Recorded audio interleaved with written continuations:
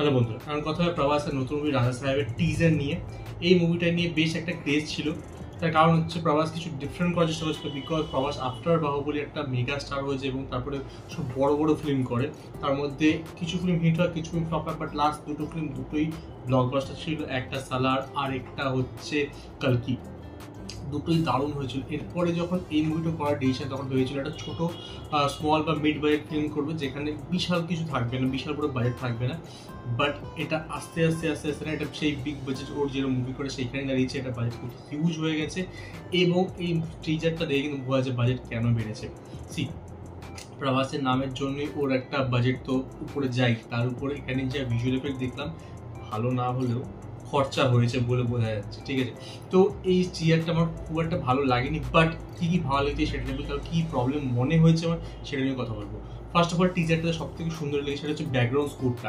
রায়াসাব যে গানটা একটা ব্যাকগ্রাউন্ড স্কোর দিচ্ছে, একটা বিট দিচ্ছে, পাম্প দিচ্ছে, সেটা খুব সুন্দর লেগেছে, সেটা বেশ ভালো। এই মুভিটার জন্য একটা যে রাজমহলটা তৈরি করা হয়েছে অ্যাকচুয়াল না, তৈরি করা হচ্ছে আর্টিফিশিয়ালি। তো সেই মহলটা কিন্তু বেশ ভালো ভিজুয়ালাইজ করা হচ্ছে। যে ওয়াইড অ্যাঙ্গেল শট নেওয়া হয়েছে, যে ক্যামেরাটাকে উল্টো করে কোনটা সোজা কোনটা উল্টো বোঝা যাচ্ছে, ওই ধরনের শট নেওয়া হয়েছে। তো সেরকম শটগুলো প্রত্যেকটা খুব সুন্দর হয়েছে। অনেক জায়গাতে একটু এতটা ক্রিস্প না, স্ক্রিনের প্রেজেন্সটা সেটা বেশ ভালো লাগছে, কালারফুল লাগছে। এবং প্রভাসকে স্টার্টিং দেখছিলাম যে একটু লুকটা একটু ডিফারেন্ট মনে হচ্ছে, সেটা বেশ ভালো লাগছিল। বাট স্টার্টিং একদম বিগিনিংয়ে আমরা যেটা পেয়েছিলাম, যখন আমরা প্রথম লুকটা পেয়েছিলাম প্রভাসে, একটা বয়স্ক টাইপের লুক, একটা white hair and all those things, সেটা কিন্তু দারুণ লেগেছিল। সেই জিনিসটা কিন্তু এখানে দেখলাম, এখানে একটা নর্মাল ইয়াং লুকই রাখা হচ্ছে, একটু হলেও ডিফারেন্ট বাকি যে মুভিগুলো করছে এখান থেকে, সেটা ভালো বিষয়।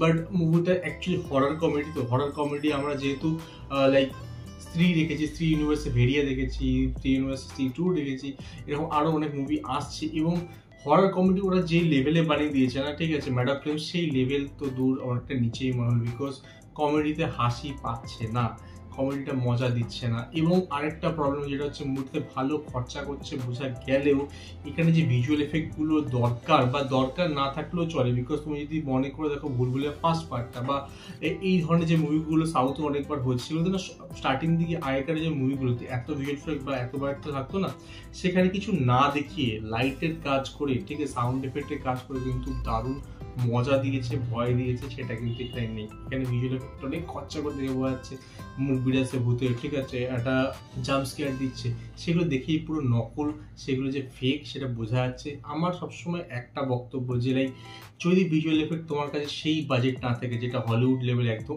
অরিজিনাল মনে হচ্ছে, সেই জিনিস করতে না পারো তাহলে করো না, ঠিক আছে। যেইটুকু তুমি করতে পারো, যেটার জন্য তোমার বাজেট সেটুকুই করো, বাকিটা তুমি একটু ক্রিয়েটিভিটি ইউজ করো না, একটু সাউন্ড দিয়ে, লাইটের কাজ দেখিয়ে, প্র্যাকটিক্যাল এফেক্ট দিয়ে, যেটা আগে হতো সেইগুলো ইউজ করো। যেখানে একদম প্রপার বোঝা যাচ্ছে এটা নকল, সেই জিনিস করার কি দরকার আছে?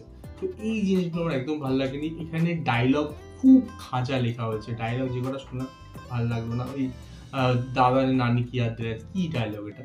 তারপরে প্রভাসে যেখানে অ্যাক্টিং খুব খারাপ লেগেছে, খুব খারাপ, like I don't know, maybe তামিলে তেলেগুতে ওরা ভালো অ্যাক্টিং লেগেছে, বাট এখানে আমরা হিন্দিতে শুনছি, সেখানে যে ডাবিংটা হচ্ছে খুব বাজে, একদম ভালো লাগছে না।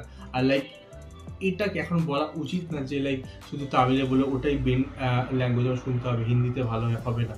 কেন ভাই, ও এতগুলো মুভি করেছে যেখানে পিস একটা হিউজ বক্স অফিস কিন্তু হিন্দি হিন্দি ডাবিং থেকে আসে, এইটাকে ভালোভাবে কেন করা হয়নি, আমার সেটা বক্তব্য। যাই হোক, অল ইন বলবো একটা ওকে আমার টিজার লাগলো, এমন কিছু হাইফাই কিছু লাগলো না। যেই লেভেল আমি এক্সপেক্ট করেছিলাম, যেই ধরনের হরর কমেডি আমরা ম্যাডাম ফিল্মস দেখতে পাচ্ছি, সেই ধরনের কাছাকাছি কিন্তু লাগলো না, বাট খরচা করেছে আর দেখে বোঝা যাচ্ছে।